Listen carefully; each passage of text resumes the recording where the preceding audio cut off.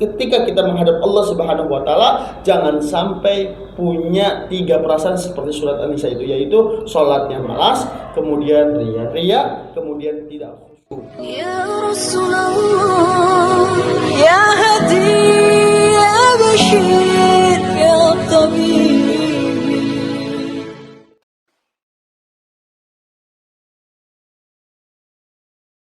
Maka kalau dia melaksanakan 3 hal ini, sudah pasti dia tidak terkena dengan hadis baginda dengan surat Al-Ankabut itu, inna salat tanha 'anil fahsya'i wal munkar. Bahkan di satu riwayat Imam Al-Hasan pernah berkata, man shalla salatan, barang siapa yang salat satu salat, lam tanhahu 'anil fahsya, yang tidak bisa mencegah perbuatan keji wal munkar, ya, dan kemungkaran, lam yazdad biha minallah illa bu'dan, dia tidak bakal bisa mendekat kepada Allah, bahkan malah menjauh.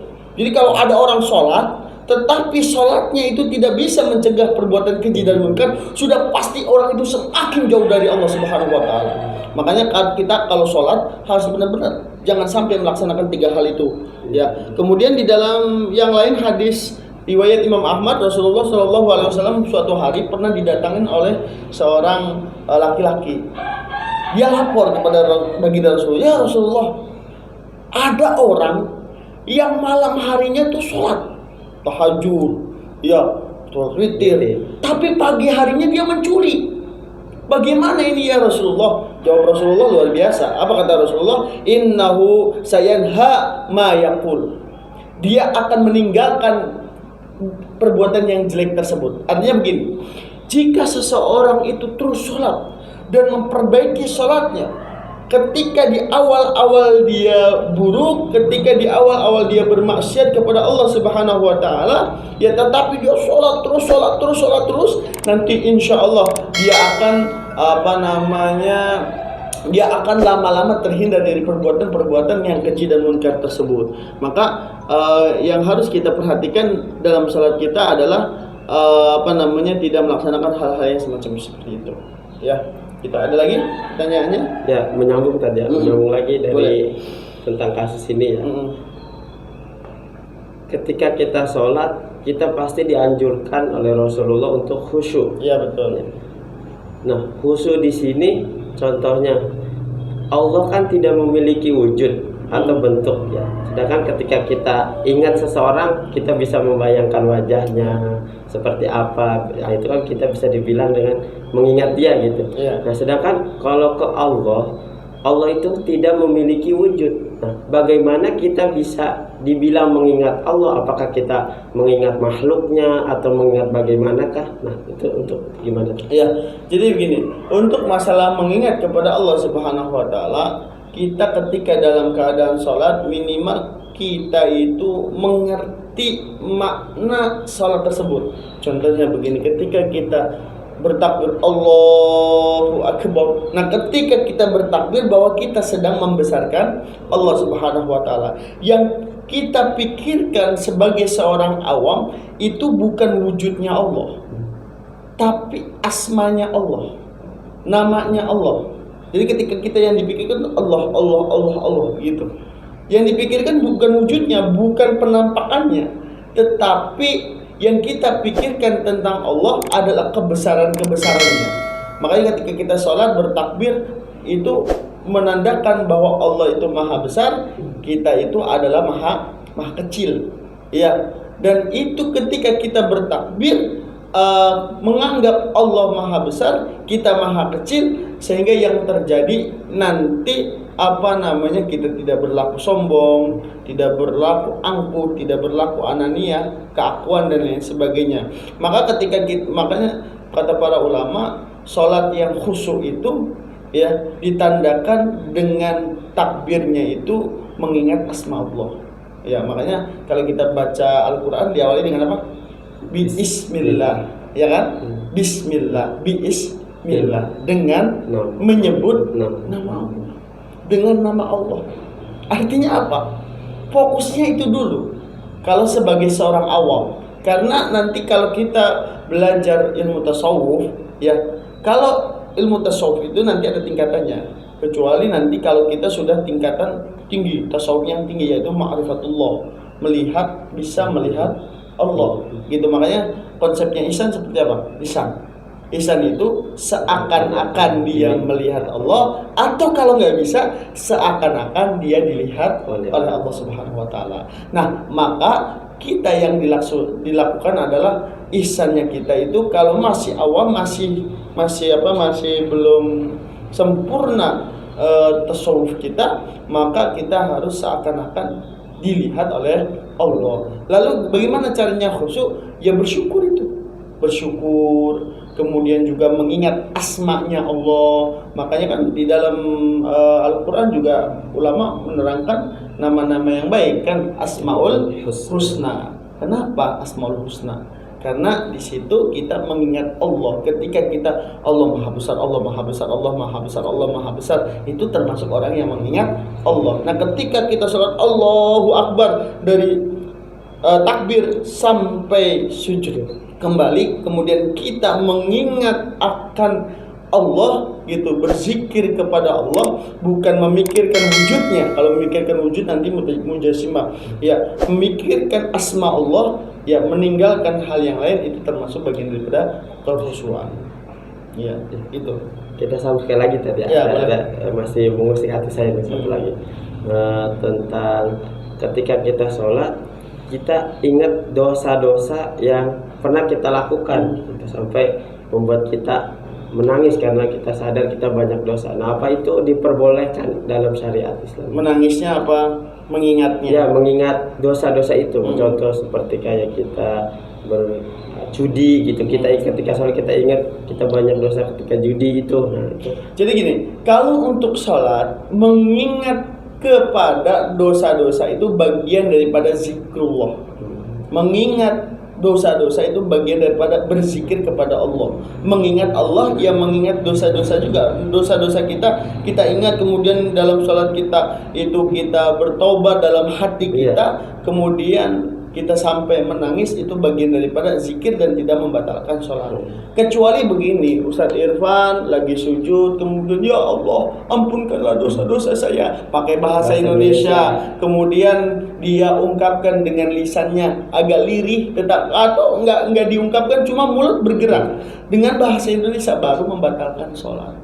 Ya, jadi serangkaian sholat dari awal sampai akhir, sampai kita salam, kita tidak boleh mengungkapkan kalimat yang di luar daripada bacaan sholat yang sumbernya dari Al-Quran dan Al-Hadis.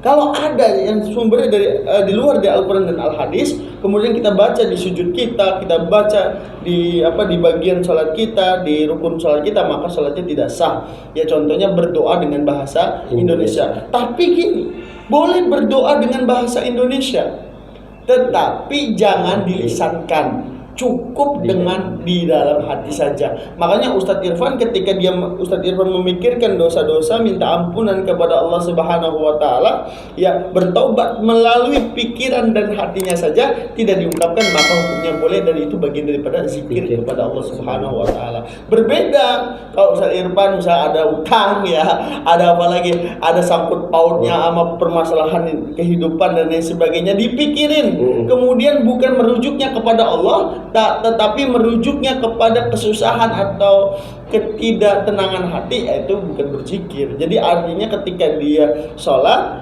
ketika dia memikirkan dosa, rujukannya langsung kepada Allah, memintanya langsung kepada Allah, jangan memintanya kepada selain Allah. Intinya seperti itu. Alhamdulillah. Ya. Makin seru aja nih. Iya. Luar biasa kalau kita belajar kalau kita lagi membahas tentang ilmunya Allah, insya Allah, waktu 2 jam 3 jam itu tidak terasa. Disambung aja tadi. Ya, boleh. Pertanyaan ketiga tentang hadis nomor 4. Ya. Hadis nomor 4 itu Ustadz bahas kemarin tentang wasiat. Ya, sholat adalah wasiat. Nah, kenapa pada hadis riwayat Imam Ahmad dikatakan untuk menjaga sholat dan budak, ya. Sedangkan biasanya wa ma malakat imanukum. Iya.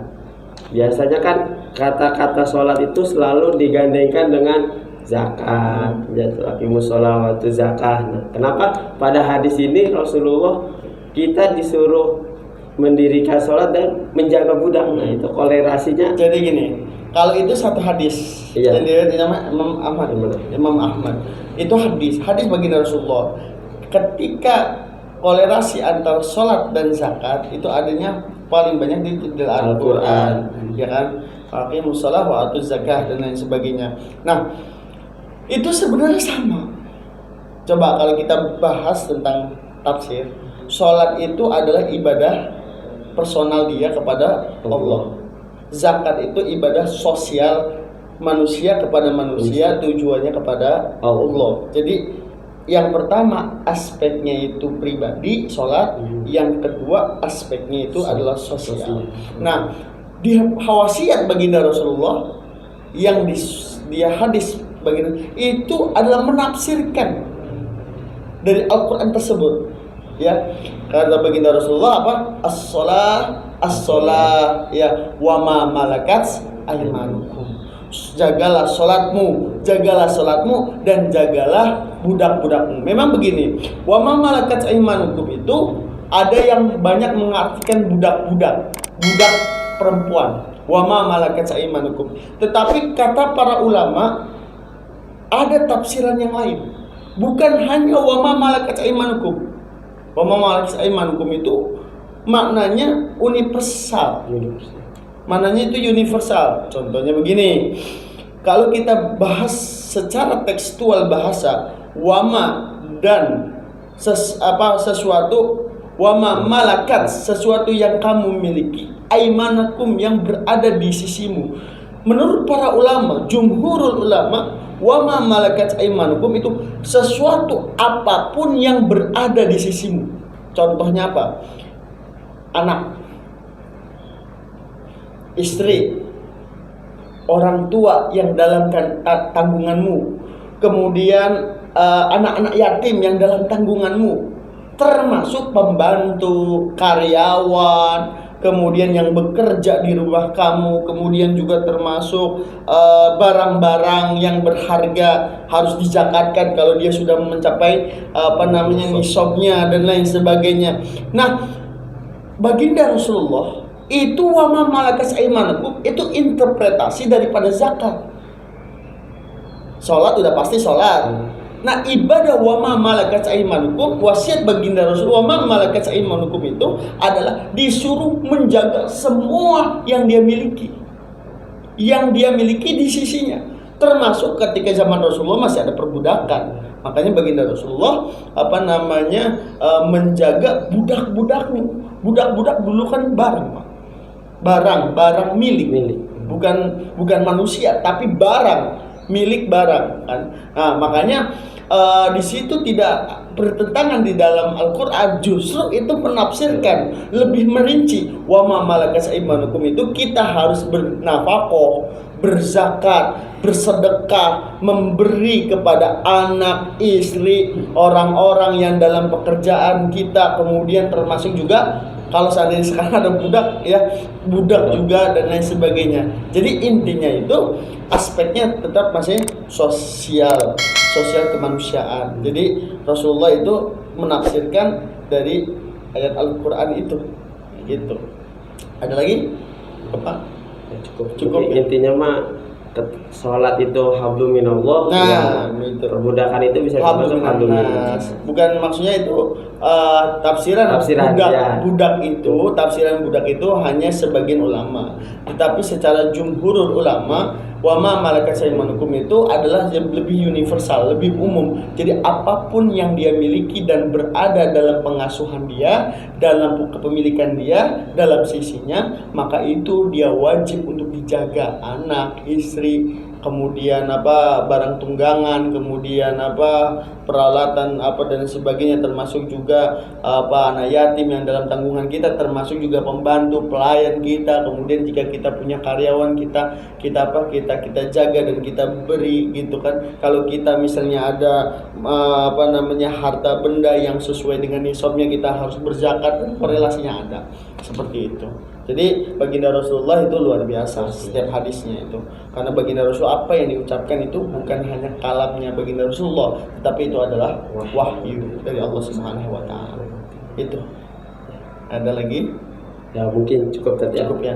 Alhamdulillah pemirsa Asy-Dzikir TV yang dirahmati Allah Subhanahu wa taala, kita sudah berdialog ya dengan guru kita bersama kurang lebih sekitar 30 menit ya, kita kupas tuntas ya tentang 5 keutamaan yang sudah dibahas pekan kemarin, tentang 16 fadilah keutamaan tentang sholat. Alhamdulillah sekarang 5 sudah dibahas. Mungkin pada pertemuan berikutnya akan dibahas juga 5 keutamaan lagi tentang sholat. Ya, jika ada pertanyaan ya nggak apa-apa di komentar video kali ini bisa ditanyakan, nanti kita bahas di session Berikut ya.